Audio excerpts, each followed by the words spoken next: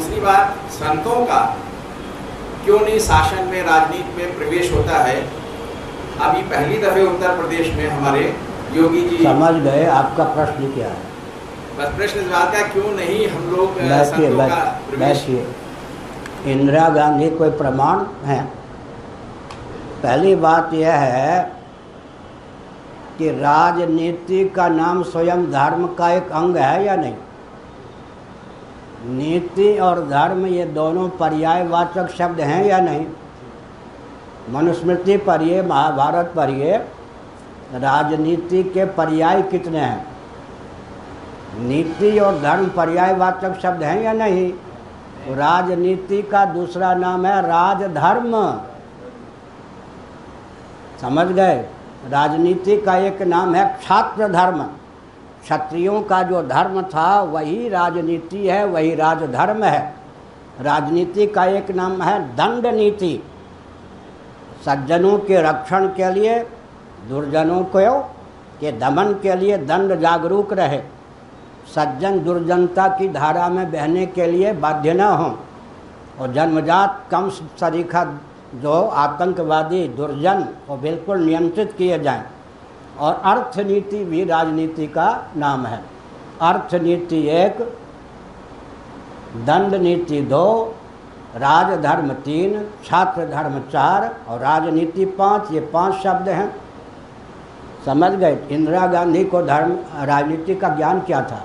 राजनीति अपने आप में धर्म का एक अंग है। क्षत्रियों का जो धर्म था उसी का नाम राजनीति है। धर्म के बाहर अगर राजनीति कोई है तो हमारे पूज्य गुरुदेव स्वामी करपात्री जी महाराज कहते थे, धर्म विहीन राजनीति विधवा है और राजनीति से विहीन धर्म रणुआ है। रणुआ माने विधुर, जिसकी पत्नी दम तोड़ गई हो। अब रह गई बात संतों की। आप संत कहते हैं, ये शब्द किसका दिया हुआ? आपका ना। भाजपा के कार्यकर्ता को आप संत कहते हैं तो आपकी बुद्धि की बलिहारी। कांग्रेस के कार्यकर्ता संत वेश में हो गए। आप कांग्रेस के बनाए हुए संत, भाजपा के बनाए हुए संत को आप संत कहते हैं। परंपरा क्या कहती है? अच्छा, अगर संतों से प्रेम होता राजनीतिक दलों को तो गांधी जी को महात्मा के रूप में क्यों ख्यापित किया जाता? गांधी जी के लिए महात्मा शब्द का प्रयोग सबसे पहले किसने किया? किसकी प्रेरणा से किया? डॉक्टर रविन्द्रनाथ टैगोर जी ने किया और अंग्रेज़ों की प्रेरणा से किया, ताकि राजनेता ही 2 खेमों में दिखाई पड़े। क्या व्यासपीठ के पुरोधा भी राजनेता? अंग्रेज़ों के लाडले प्यारे गांधी जी को महात्मा के रूप में, आध्यात्मिक मनीषी के रूप में ख्यापित किया गया। गांधी जी से मेरी कोई दुश्मनी नहीं है।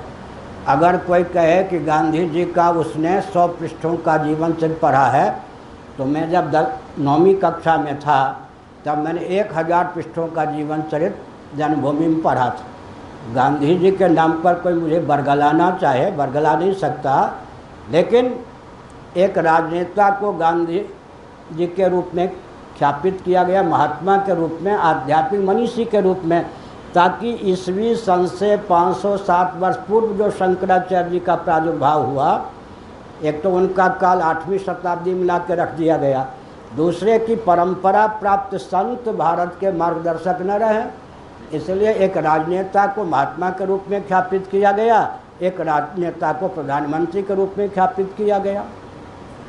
और इंदिरा गांधी को पता होगा क्या? जहाँ हैं उनको बुलाइए, मैं बात करता हूँ। मालूम है कहाँ हैं? थोड़ा विचार कीजिए। सबसे पहले संतों का उपयोग उनके पिताजी ने किया या नहीं? आँख में धूल झोंकने की बात हुई या नहीं? अरे नेहरू जी ने भारत साहब समाज की संरचना की या नहीं? गृह मंत्री गुलजारी लाल नंदा को आगे करके, यह ऐतिहासिक तथ्य है या नहीं? जिनके पिताजी ने सबसे पहले संतों का दुरुपयोग किया, उनकी बेटी कहती हैं कि संतों से राजनीति को दूर रखो। सबसे पहले संतों का दुरुपयोग भारत में किसने किया? भारत साहब समाज की स्थापना हमने की क्या? किसी संत ने की क्या? वो करने वाले कौन थे? नेहरू जी, गुलजारी लाल नंदा जी को आगे करके। और आपको नहीं मालूम होगा, पुरुषोत्तम दास टंडन जी का नाम आपने सुना होगा।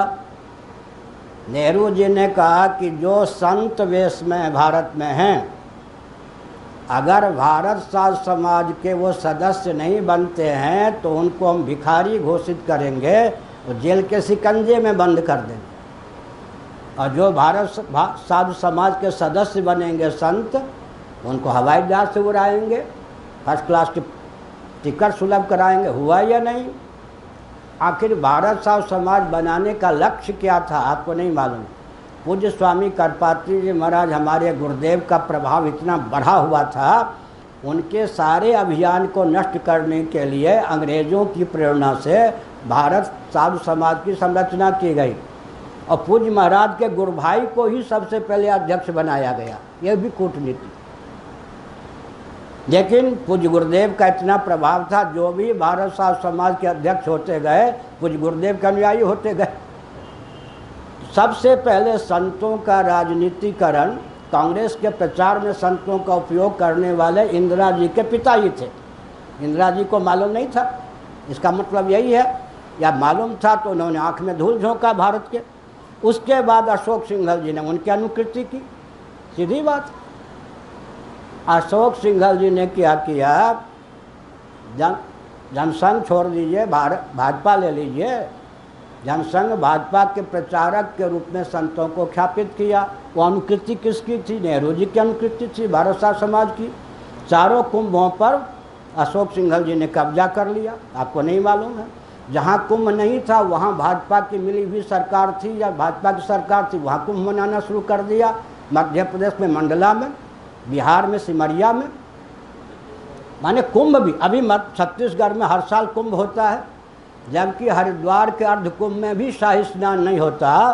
छत्तीसगढ़ में महानदी के तट पर राजीव लोचन में हर साल वहाँ की सरकार, भाजपा सरकार कुंभ मनाती है और नागाओं के शाही स्नान करवाती है रुपये के बल पर। आज भी देखिए, 5वें 6ठे कुंभ को जन्म देने वाले कौन? अशोक सिंघल जी। उनकी कूटनीति क्या थी? नेहरू जी की अनुकृति। नेहरू जी ने भारत साधु समाज की संरचना कांग्रेस को बुलंद करने के लिए की और अशोक सिंघल जी ने संतों को, जो उनके मंच पर चले गए वो शंकराचार्य हो गए। आपको नहीं मालूम है? नहीं, बिल्कुल नहीं मालूम है। आपने कर्ण सिंह जी का नाम सुना है? टाई पैंट वाले हैं या नहीं? अभी के कर्ण सिंह नहीं, 40 साल पहले के कर्ण सिंह। जब वो विश्व हिंदू परिषद के मंच की शोभा बढ़ाते थे तब उनको शंकराचार्य कहा गया था। शंकराचार्य कर्ण सिंह हो सकते हैं, समझ गए? विश्व हिंदू परिषद के मंच की जब शोभा बढ़ाते थे तब, मुझे भी 58 साल इस वेश में हो गए, 40 साल पहले की बात कहता हूँ, तो कर्ण सिंह भाजपा की ओर से शंकराचार्य थे। साक्षी जी का नाम आप जानते हैं? साक्षी जी सांसद, फर्रुखाबाद से उनको चुनाव लड़वाया गया, शंकराचार्य के रूप में ख्यापित किया गया। इसका मतलब दो दल।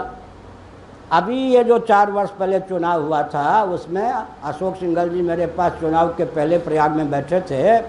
उन्होंने सारे संतों की शक्ति झोंक दी, उनके संतों की, भाजपा को जिताने के लिए, समझ गए? इसका मतलब संतों का राजनीति में, आजकल के राजनीति में प्रवेश नेहरू जी ने करवाया, उसकी नकल अशोक सिंघल जी ने की या आरएसएस ने की। तो किसको आप कहते हैं? 2 ही दल मुख्य हैं, दोनों दल ने संतों का दुरुपयोग किया है। अब यह है, राजनीति अराजक तत्वों की बपौती ना हो जाए, इसलिए अगर कोई संत वहाँ पहुँच करके, मैं नहीं पहुँच रहा हूँ, कोई संत वहाँ पहुँच करके आवश्यक शोधन करते हैं तो भी हम मान लेंगे कि ठीक। मैं नाम भी जानता हूँ, आप आदित्यनाथ जोगी का नाम सुने होंगे, मैं 25 साल से परिचित हूँ। अभी भी मेरे पास होली में आए थे और 1 घंटा कम से कम बैठे थे मेरे पास। तो मैं एक संकेत करता हूँ, उमा भारती जी का नाम सुना है या नहीं? वो भी मेरे परिचित हैं। अवश्य कांग्रेस के बहुत से, पवन दीवान कांग्रेस के थे या नहीं, बाद में भाजपा में आए, जेल मंत्री रहे या नहीं, वन मंत्री रहे या नहीं, कांग्रेस ने भी तो संतों को चुनाव लड़वाया या नहीं। लेकिन राम जन्मभूमि के नाम पर जो संत पहुँचे, चिन्मयानंद जी गृह राज्य मंत्री थे या नहीं? उन्होंने कहा, जब वो गृह राज्य मंत्री थे पुरी में आकर, कि मेरे विद्यार्थी रहे हैं। विद्यार्थी माने वृंदावन में मुझसे वेदांत पढ़ा है कुछ, मुझे नहीं ध्यान है, 50 संतों ने मुझसे पढ़ा होगा वृंदावन में। उन्होंने कहा मैं तो आपका विद्यार्थी हूँ। हमने कहा आप तो रहते थे वृंदावन में, लेकिन मुझसे पढ़ा मुझे ध्यान नहीं, मैं आपसे पढ़ा हूँ, अप्रोक्षानुभूति पढ़ा हूँ। चिन्मयानंद जी भी मेरे लाडले प्यारे हैं। उमा भारती भी बहुत परिचित है, मठ में भी आती है, रहती है। ये सब राम जन्मभूमि के नाम पर गए या नहीं? और राम जन्मभूमि के नाम पर राम मंदिर न बने, इसमें रोड़ा अटकाया या नहीं? चिन्मयानंद जी को ही भाजपा ने आगे किया था राम मंदिर न बने। और काशी में अशोक सिंघल जी ने, आपको सुनकर आश्चर्य होगा, मैंने अशोक सिंघल जी से बात की, 70 बार मेरे पास आए होंगे। कार सेवकों पर, राम भक्तों पर लाठी चार्ज करवाए गए, समझ गए? हाँ, आपकी कल्पना ही नहीं हो सकती है, अपने स्वयं सेवकों पर लाठी चार्ज करवाए गए। इसका मतलब क्या है? राम जी के नाम पर जो सांसद बने, राम जी को अंगूठा दिखा दिया। तो किसने संतों का प्रवेश कराया राजनीति में? जिन्होंने कहा उनके पिताजी ने। सीधी बात। इसलिए सावधान होकर बोलना चाहिए। राजनीति अपने आप में धर्म है। अच्छा, सेवा धर्म है या नहीं? सेवा, संयम, देशभक्ति, ये सब धर्म है या नहीं? राजनीति में धर्म नहीं होगा तो धर्म, राजनीति उन्माद होगी या नहीं? अरे सेवा भी तो धर्म है या नहीं? संयम धर्म है या नहीं? राष्ट्र का उत्कर्ष धर्म है या नहीं?